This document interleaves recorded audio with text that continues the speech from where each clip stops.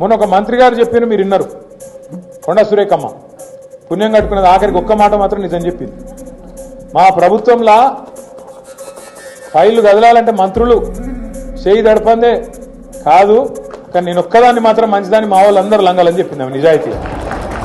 ఆమె సంగతి నాకు తెలియదు కానీ మాట మాత్రం చెప్పింది, కుల్ల చెప్పింది. మంత్రులు పైసలు తీసుకుంటారు, ఫైళ్లు కదలాలంటే నిజాయితీగా చెప్పింది. ఇంకో తమ్ముడు ఉన్నాడు ఎమ్మెల్యేగా, మహబూబ్ నగర్, ఆయన కుల్ల చెప్పిండు, కాంగ్రెస్ ఎమ్మెల్యే 30% కమిషన్ తీసుకుంటాను మా మంత్రులని.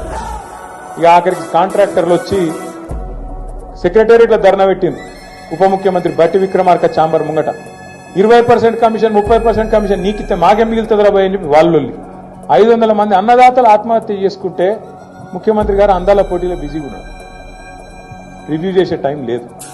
కల్లాలలో వడ్లు అట్లే ఉన్నాయి, కొనటోడు లేడు, కాంట పెట్టేటోడు లేడు, పట్టించుకున్నోడు లేడు. ఇప్పటికే అమ్మిన కాడికి పాపం మిల్లర్లకు అమ్ముకున్నారు. ఇప్పటికే 40-50% అమ్ముకున్నారు. ఆడనో ఈడనో 10% 20% కొన్నారు. కానీ దాన్ని పట్టించుకున్నోడు లేడు. వానలు పడుతున్నాయి, కల్లాలల్లా వడ్లు కొట్టుకుపోయే పరిస్థితున్నది. ధాన్యం మొలకలెత్తి రైతు ఆగమై రోడ్డు మీద పడే పరిస్థితున్నది. అడిగినోడు లేడు, పట్టించుకున్నోడు లేడు.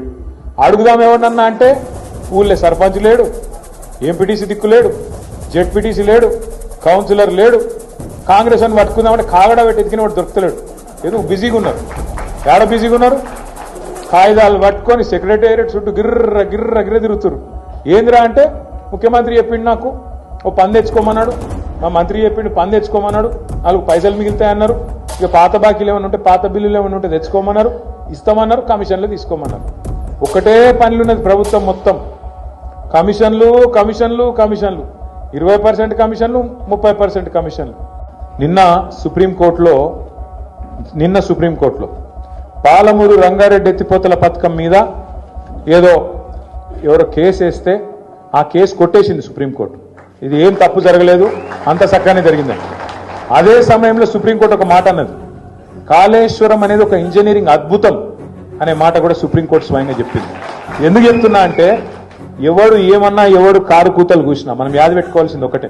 చిన్నప్పుడే పెద్దోళ్ళు చెప్పారు మనోళ్ళు, నిజం అనేది కడప దాటే లోపల అబద్ధం అంగేసుకుని ఊరంతా తిరిగేస్తుంది.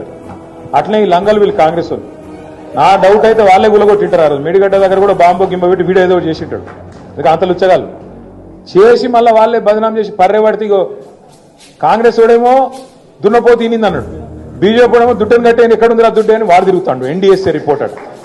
ఇద్దరు ఒకటే దొంగలు, ఇద్దరు దొంగలే. కాంగ్రెస్ వాడు బీజేపీ వాడు. ఇద్దరిని నమ్మద్దు, మనం అప్రమత్తంగా ఉండాలి.